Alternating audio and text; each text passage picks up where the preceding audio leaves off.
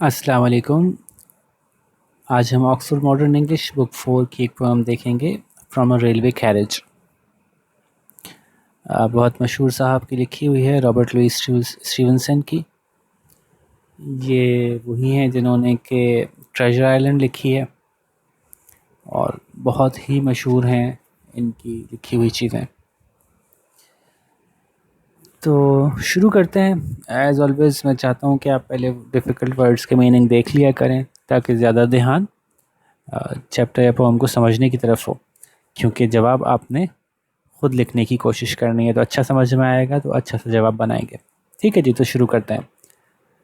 Faster than fairies, faster than witches, bridges and houses, hedges and ditches, and charging along like troops in a battle, all through the meadows, the horses and cattle. All of the sides of the hill and the plain fly as thick as driving rain, and ever again, in the wink of an eye, painted stations whistle by। अच्छा जी, तो ये क्या है कि एक train में बैठे हैं, ट्रेन के डब्बे में बैठे बाहर का नज़ारा कर रहे हैं और वो चीज़ें गुजरती जा रही हैं, उनको देख के हैरान हो रहे हैं और महजूज हो रहे हैं। ये ध्यान में रखें कि पुराना ज़माना है, हवाई जहाज़ का ज़माना नहीं है। लोगों के लिए ज़्यादातर ट्रैवलिंग के लिए ट्रेन ही यूज़ होती है, ख़ास तौर पर दूर के सफ़र के लिए। तो ट्रेन के साथ लोगों की बहुत ही दिली वाबस्तगी है, बहुत ट्रेन ने लोगों को कनेक्ट किया उस ज़माने में। और वो दूर दूर के इलाके जहाँ इतनी आसानी से हर वक्त हर थोड़े दिनों के बाद नहीं जाया जा सकता था, अब ट्रेन की वजह से जाया जा सकता था। तो ट्रेन के साथ बड़ी ही पॉजिटिव किस्म की दिली वाबस्तगी उस ज़माने के लोगों की थी। तो क्या कह रहे हैं कि इतनी तेज़ तेज़ चलती चली जा रही है कि फेरीज़ और विचेस से भी तेज़ है, परियों और जादूगरनियों भी से भी तेज़। जैसे कि कहानी में वो उड़ती हैं ना, और बड़ी तेज़ी से उड़ती हैं, उनसे भी तेज़ उड़े चले जा रही हैं। और क्या क्या चीज़ें उड़ती चली जा रही हैं, ब्रिजेस, हाउसेस, हेजेस और डिचेस। हर चीज़ ही हमारे सामने से ऐसी उड़ती चली जा रही है, चाहे वो पुल हों या घर हों या बाढ़ हों या कोई खाइयाँ हों, जो भी चीज़ आती है सामने से शूं करके गुजरती चली जाती है। और इतनी तेज़ जा रही है जैसे कि फेरीज और विचेस भी इतनी तेज़ ना जा सकती हों। और जहाँ जहाँ भी हम बागों में से या चरागाहों में से गुज़रे, तो वहाँ पे घोड़े या दूसरे कैटल, गाय भैंस और या शीप, जो भी ऐसे जानवर, वो जो हैं वो उनके रेवड़, वो ऐसा लग रहा था जैसे कि बड़ी तेज़ी से भागते हुए निकलते चले जा रहे हैं। चार्जिंग अलोंग, चार्जिंग कहते हैं किसी की तरफ तेज़ रफ्तारी से बढ़ना। लाइक ट्रूप्स इन बैटल, जैसे कि जंग में कोई फ़ौजी जो हैं वो दूसरे पे हमला करने के लिए तेज़ी से भागते हुए चले आ रहे होते हैं। तो ये घोड़े, ये गाय, ये बकरे, ये चरने वाले जानवर, ये सारे के सारे, ऐसा लगता था कि किसी चरागाह में जब हम चरागाह से गुजरते थे तो वो हमारे सामने से ऐसी तेज़ी से गुजर रहे होते थे जैसे को बड़ी तेज़ी से हम पे हमला करने की नीयत से भागते हुए हमारी तरफ आ रहे हों। एक्चुअली वो इतना तेज़ नहीं भाग रहे होते थे, लेकिन चूंकि वो एक हमारी तरफ भाग रहे हैं और ट्रेन दूसरी तरफ पूरी रफ्तार से जा रही है, तो उसकी वजह से देखने से बहुत ज़्यादा रफ्तार उनकी मल्टीप्लाई हो जाती थी देखने में। ठीक है, तो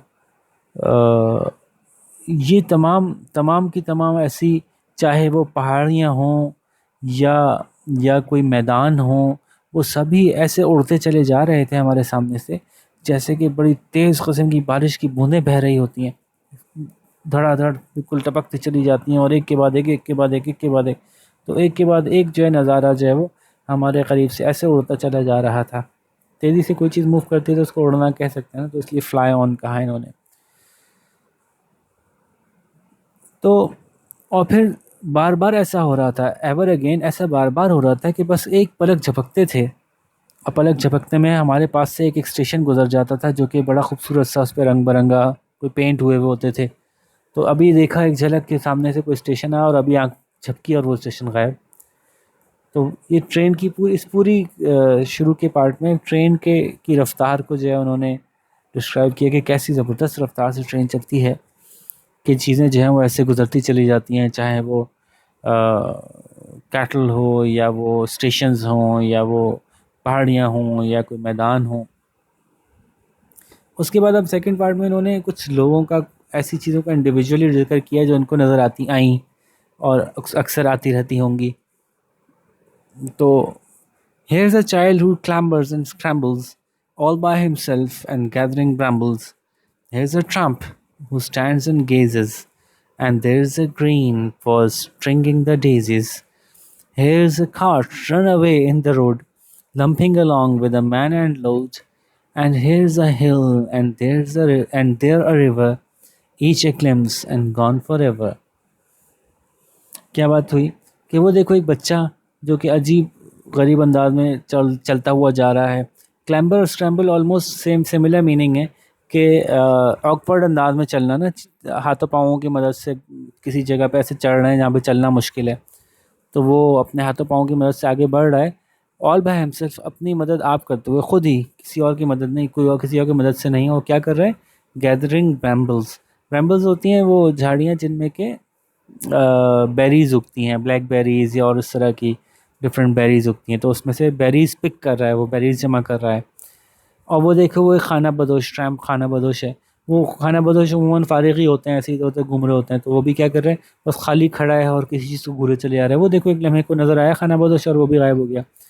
और फिर वो देखो वो कुछ हरियाली सी नज़र आई, वो कुछ ग्रीन कलर नज़र आया, जहाँ पे कि डेज़ीज़ की लड़ियाँ बनाई जा रही हैं। डेज़ीज़ फूल होते हैं बड़े खूबसूरत से, उसकी लड़ियाँ कोई बना रहा है, वहाँ कुछ हरा सा नज़र आया।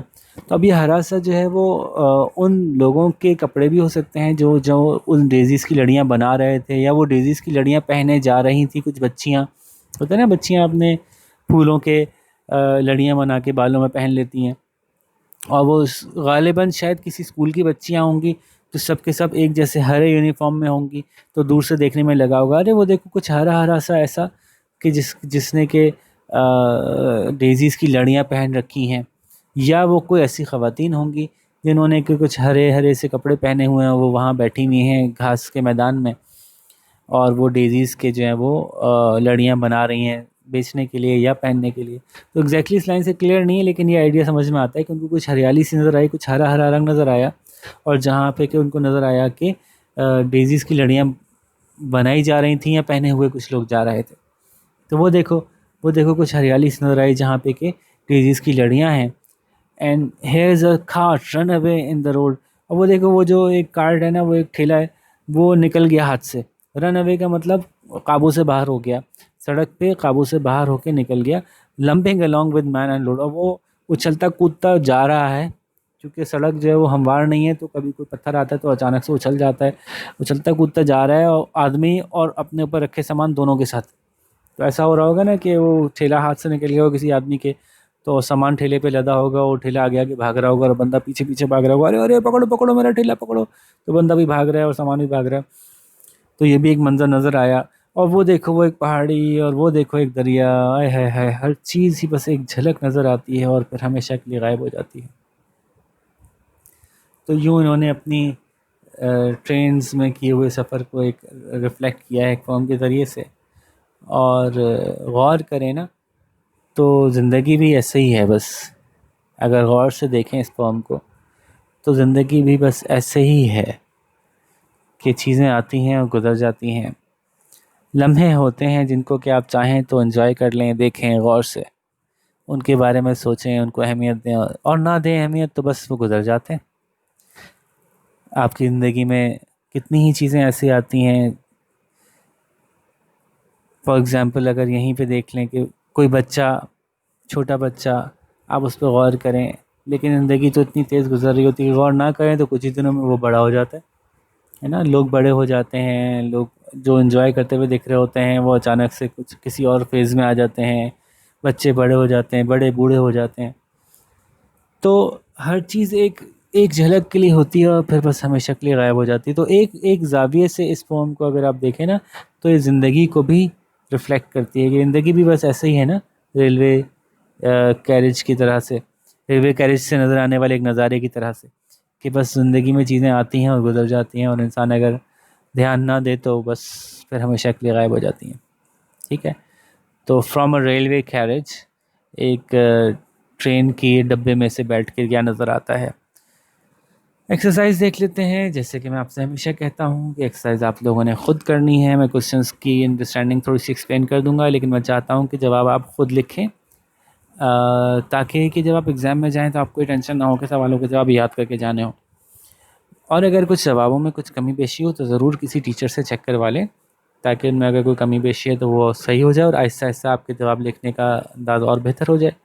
और चाहें तो आप मुझसे कमेंट्स में पूछ सकते हैं अपने जवाब देके, या आप मुझे यहाँ ईमेल कर सकते हैं। मैं आपको बता दूंगा कि आपके जवाब में क्या बेहतरी मज़ीद लाई जा सकती है। ठीक है, लेकिन करना खुद है जनाब। तो मैं सवाल समझा देता हूँ। What are some of the things that can be seen from the train window? वो क्या चीज़ें हैं जो ट्रेन की खिड़की से नज़र आती हैं। अब वो इतनी सारी चीज़ें थी तो आप उसमें से कुछ बता दें। Some of the things that can be seen from the train window are, और फिर ऐसे करके आप लिस्ट बता दें अपने जहन में जो आपकी अच्छी अच्छी चीज़ें आती हैं, 4-5। Are the station really whistling by. अच्छा, विस्लिंग बाय का मतलब क्या होता है? कोई चीज़ बहुत तेज़ी से गुजर जाना ना। यहाँ पे हम देख रहे थे कि कहाँ गया पेंटेड स्टेशन विसल बाय, बहुत तेज़ी से गुजर गए। तो क्या वाकई स्टेशन बहुत तेज़ी से गुजर रहे थे?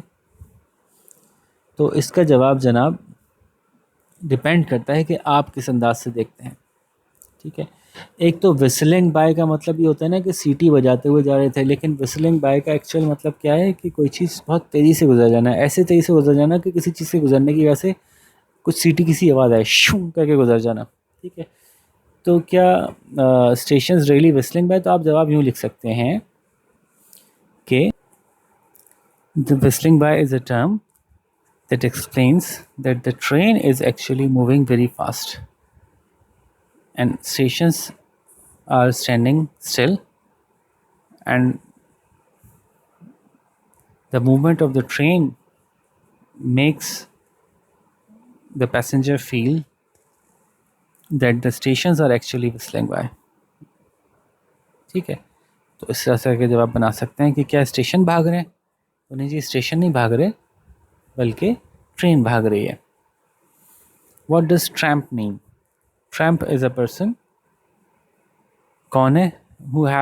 who generally has no home, who wanders from one place to another looking for jobs, looking for odd work.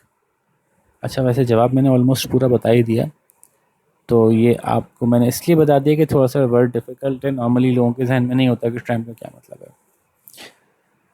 What does brambles mean? Brambles तो मैंने बता दिया था यार, आप डिक्शनरी से भी देख लीजिएगा ब्रैम्बल्स क्या होता है, मैंने एक्सप्लेन भी अच्छी तरह से किया था। झाड़ियाँ, याद है ना? These questions are more difficult. How does the poet make us feel as if we are really travelling in the train? ये पोएम पढ़ के ऐसा क्यों लगने लगता है कि हम वाकई ट्रेन का सफ़र कर रहे हैं? तो इसके दो जवाब हैं। द पोएम मेक, अच्छा इन्होंने क्लू भी दिया है कि read the poem and clap steadily. तो अब मैं समझाता हूँ कि क्या कहना चाह रहे हैं। पहले तो समझ लें कि इसके जवाब का पहला पार्ट तो हम देंगे कि the vivid explanation, the detailed explanation that the poet has given about the journey of the train, firstly it makes us feel that we are actually with him travelling in the train. ठीक है, पहली बात तो ये हो गई। दूसरी बात ये कि the rhythm of the poem is also designed in a way that makes you feel as if you are going in a rhythm, as if in a train. जैसे कि faster than fairies, faster than witches, bridges and houses, hedges and ditches, charging along like troops in a battle, all through the meadows, the horses and cattle, all of the sides of the hill and the plain, fly as thick as driving rain.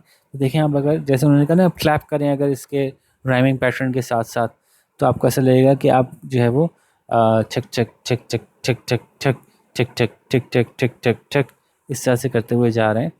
तो the rhyming pattern and the flow of the poem also makes you feel as if you are travelling in a train. तो ये दो बातें आप यहाँ पे बता सकते हैं। What are the sight seen from a train in Pakistan? अगर पाकिस्तान में आप देखें या किसी भी और मुल्क में हैं तो आप उसी के हिसाब से ये सवाल होगा। तो कैसे नज़ारे आपको दिखते हैं, तो ये तो आपको देख के ख़ुद बताना पड़ेगा कि क्या नज़ारे दिखते होंगे। और अगर आपने कभी ट्रेन में सफ़र नहीं किया, ऐसा हो सकता है, तो फिर आप किसी से पूछें भाई, जिसने सफ़र किया हो, अपने बड़ों से पूछें कि ट्रेन में से क्या नज़ारे दिखते हैं।